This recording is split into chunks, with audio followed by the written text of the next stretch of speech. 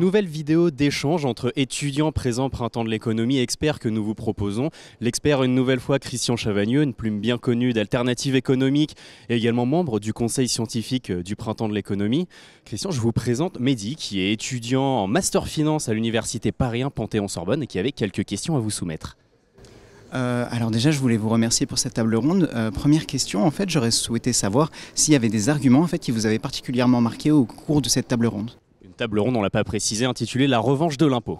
Oui, on est dans une situation budgétaire aujourd'hui telle que le gouvernement, mais aussi les oppositions nous disent tous, toutes, il faut absolument redresser les comptes publics français. Est-ce qu'on peut le faire diminuer le déficit budgétaire uniquement en tapant sur les dépenses publiques, ou bien est-ce qu'il faut essayer d'augmenter les recettes? Comme l'ont dit plusieurs participants à la table ronde, entre 2017 et aujourd'hui, la politique a plutôt été orientée dans le sens d'une baisse des impôts. Est-ce qu'aujourd'hui, au moment où on veut essayer de réduire le déficit budgétaire, on ne pourrait pas changer un peu de politique, essayer de remettre un petit peu plus de recettes pour réduire notre déficit? Et moi, je retiens de la table ronde qu'il y a une mesure qui commence à être débattue et qui a même été votée au Parlement français, consiste à dire qu'il faudrait augmenter la taxe sur les milliardaires, de quoi ramener 20 milliards d'euros. Dans le débat budgétaire actuel, c'est quand même pas négligeable.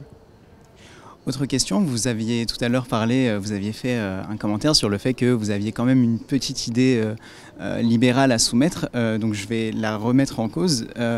Est-ce que vous pensez que le fait que la Banque centrale puisse racheter une partie de la dette française, ce ne serait pas un peu comme Friedman l'appellerait avoir des repas gratuits en fait?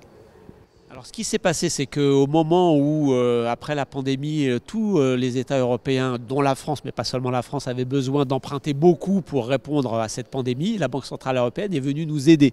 Aujourd'hui, elle détient encore à peu près 20% de la dette française. Donc, quand on dit que la dette française, c'est à peu près l'équivalent de 110% du PIB, en fait, non, 20% c'est détenu par la Banque centrale européenne.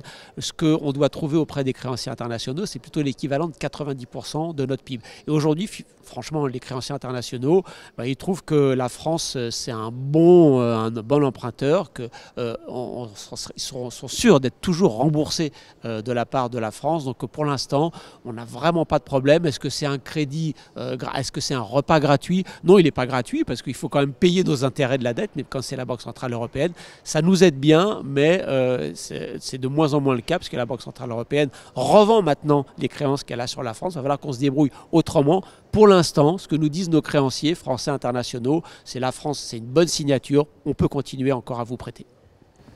Et enfin, dernière question, Monsieur Chavagneux, dans le contexte actuel du débat fiscal, est-ce que quel rôle en fait la BCE pourrait réellement jouer avec la gestion de notre dette du coup actuellement?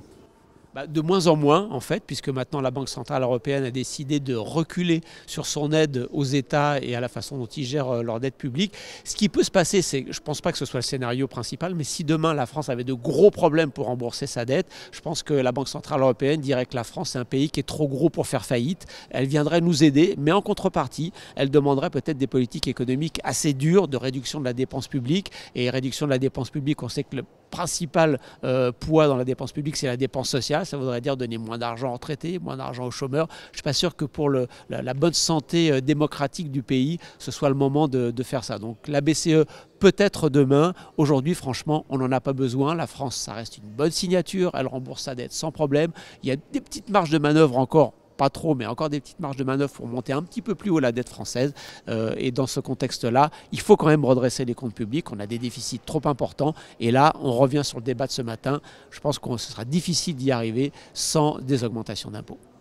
Un débat de ce matin que vous pouvez revoir sur le YouTube du Printemps de l'économie. Merci Mehdi pour les questions et merci Christian Chavagneux pour les réponses.